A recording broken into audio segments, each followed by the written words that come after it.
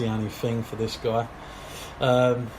Yeah, a bit of a shame all round. Matt, I'm going to try and trick your memory here. Do you remember any of the dark matches? I've got it up on my page, so I'm cheating, but I just wanted to run a few names past you because, you know, I was interested to see who was around at this, you know, who was coming through. Well, we had Bull Dempsey, Matt, who was up against Elias Sampson that night. Unbelievable, eh?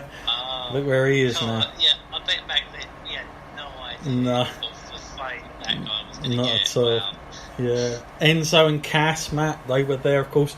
Yeah.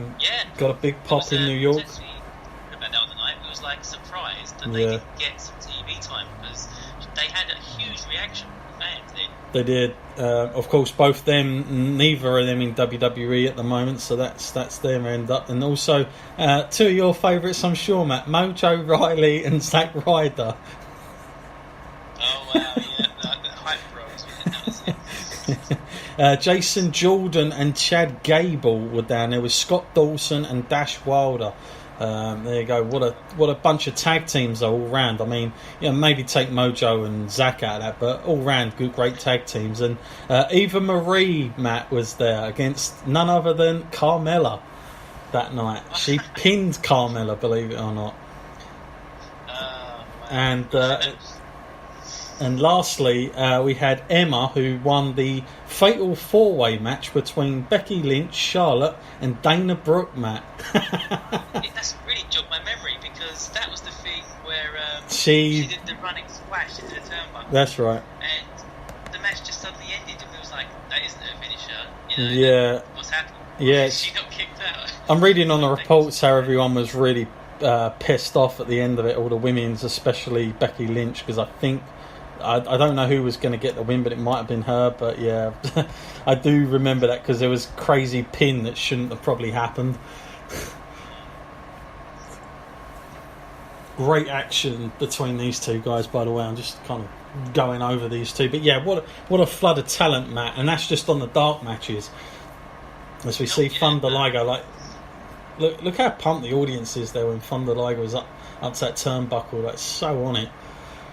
Everybody really into this. But yeah, like you say, Matt, the vibe with this night, I mean, obviously we'd seen NXT in Full Sail. We'd seen them in that small environment, which, you know, is always a great atmosphere. But it's always going to be different, Matt, when you take this product to the big arena, and especially in front of an audience that most of them, you know, not all of them, but I would say 90% are going to go to SummerSlam as well. So you're never guaranteed that people are going to be really into it because they might be holding on till the next night. But this was so much the other way round, Matt. I felt like this show, it really took away from SummerSlam, not the other way around.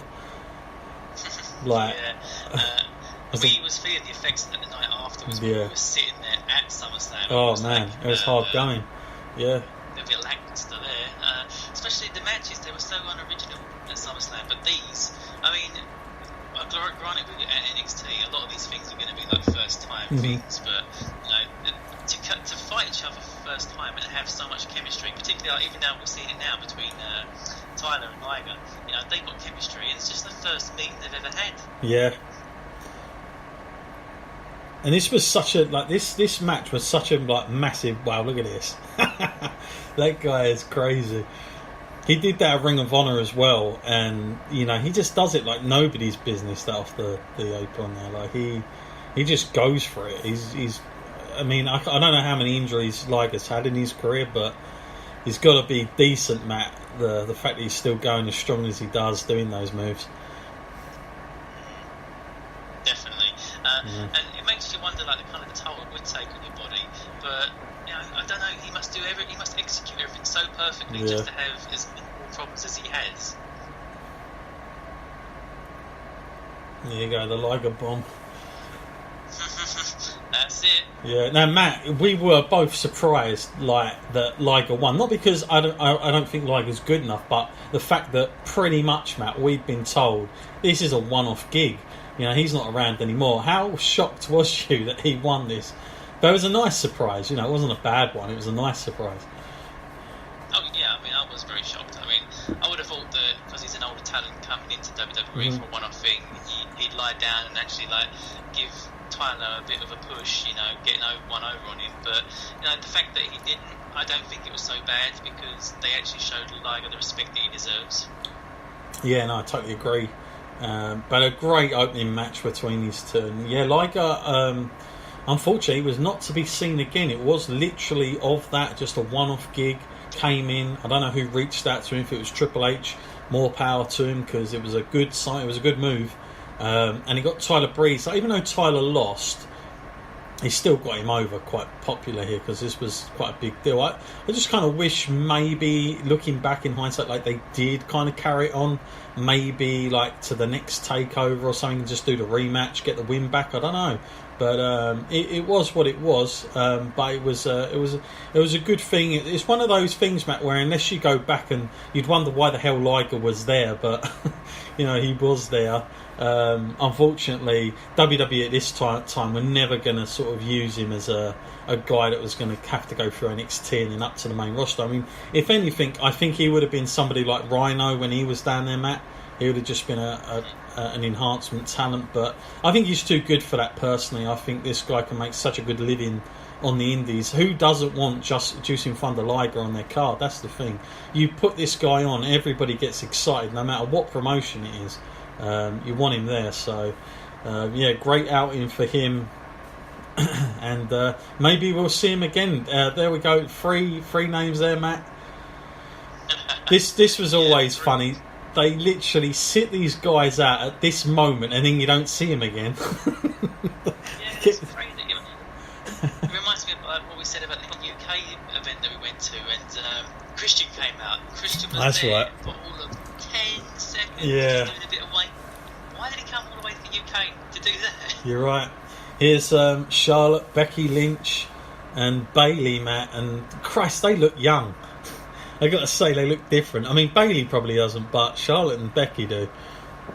Even in the few years it's been. I mean, you look where Charlotte's gone to now, Matt. I mean, incredible feats all round. Like to see it go from strength to strength from where she's given. So, yeah, unbelievable. Great first match though, Matt. What is this we're looking at here? I think this is a vignette for the unyet debuted Nia Jax. Oh, okay. It totally caught me by surprise. Oh, you're right. You're definitely right there. Coming soon. There you go. Another talent, Matt, that has gone up since. Some would say too early. Yeah, some would say that. And they're probably not too far off. I mean, she's not been bad, but it's not been heavily tremendous. Now, as we see, what about these two then, Matt? The Vaudevillains, very popular, as I recall, down there. They were quite they were heels, but they were kind of like popular heels, and people like to sort of not like. I mean, it was kind of original and unoriginal at the same time, this gimmick. I mean, I didn't really like it, but I did think these two were talented enough as individuals. But Matt, memories of the Vaudevillains? Not particularly fond. I mean, I kind of liked them at the time. Yeah, like to fight. That kind of thing. But then there was this whole thing where it got a bit stale, and I think WWE knew that, and then that's why the whole blue pants thing came into it. Yeah. And then they just kind of lost their identities a little bit after that, and the less said about their main roster debut is the better, really. Yeah, no, you're right, and here they are then. So again, another unique entrance. You can give them that, I suppose, on this night, and interesting, the whole gimmick. But yeah, they were quite a big deal at one time. I mean, there's no doubt about it. At this time, especially like when we said all those tag teams earlier. They were in amongst it, that's for sure. Because there were some decent teams at this time down there, if you think of everyone. I mean, I wasn't taking away from their wrestling abilities. I mean, they can definitely wrestle. It's just always finding the combination of charisma and the personality. And now we're seeing Blake and Murphy coming out. And I think these guys had something. I don't know where they lost it along the way. I mean, definitely we see someone there that actually had the charisma to get far. Yeah. It isn't the guys. Yeah. No, you're right. Yeah, these two, you know, I almost forgot about them, to be honest with you, Matt. Like, that they were even on this card. But here they are as NXT Tag Team Champions. So, just goes to show you how things, and, you know, like I say, great tag team division. And here these two guys are as the champions. So, yeah, there she is, Alexa Bliss with them at this time. This was her role. Sure, nobody ever saw what would eventually become of her, Matt, you know, especially on the Raw side of things. For all the, well, of course, we had to go through the so-called Divas Revolution, which was a disaster, and then now the women's. Yeah, she definitely made it her own out of the three of them. You're two right there, Matt. But yeah, so tag team match here then coming up, and again, this has thrown me off a little bit. Completely forgot about this one, if I'm honest, Matt. As a match, I'm sure it'll be good. I'm looking forward to seeing this.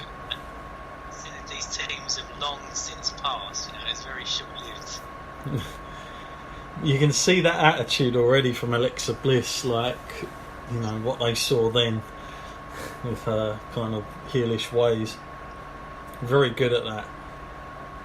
I think during this match we could be in trouble talking about her more than the actual other Yeah, guys. you're right. Just because of the amount that she's accomplished, and even though, like, it seems at times that she's the go-to person for, like, whoever's the higher up in the company choosing who runs with these stories, but it's kind of a story of how she overcome difficulties anyway, because you can only work with what you're naturally given, and if you were born to actually only grow to a maximum of 5 feet in height, you know, that's kind of an obstacle to overcome in the first place. Yeah, you're right. And here you go, Matt. This is what you were hinting at earlier on with Blue Pants. No wonder whatever became of her. Yeah. And again, I wasn't massive on this either, but I know that the audience were kind of into it, the whole thing. But for me, I wasn't huge into this.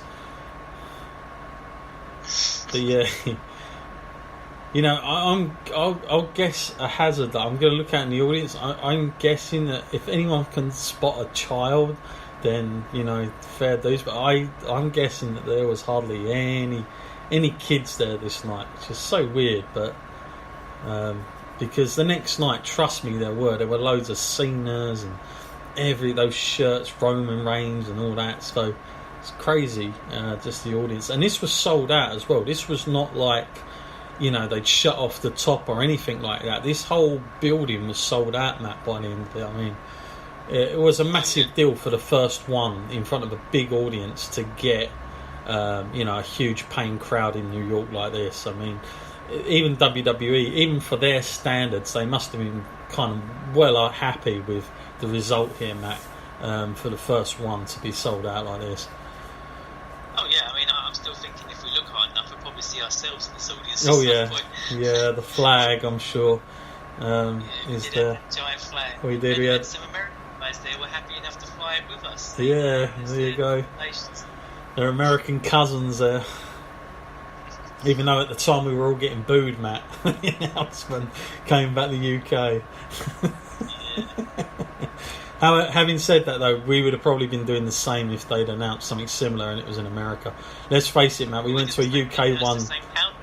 Yeah, exactly. We went to a UK one and we were booing Liverpool, so in Cambridge and all these other places. So, yeah, that's going to happen. As we see this match starting off then, so tag team match of the night. Quite the character, Gotch, no doubt about that. Certainly if you've seen any of his shoot interviews as well. It's quite the stories. Yeah, I've seen a few of those. It's quite the stories, this guy. Quite a moustache he's got as well. Yeah, definitely. I mean, when you think about it, kind of moustache mountain is kind of what these guys are like. Yeah, it is. Certainly, maybe that was a trendsetter for them, Matt. Who knows? But the only thing with this guy, I mean, I could have seen him in a singles role had they have, you know, treated him well, not as like a main event or anything like that. But there was definitely something there for him. But yeah, I mean, at that time, I'm guessing he just probably got lost in the shuffle as a tag team, and that was kind of it. And then there was a lot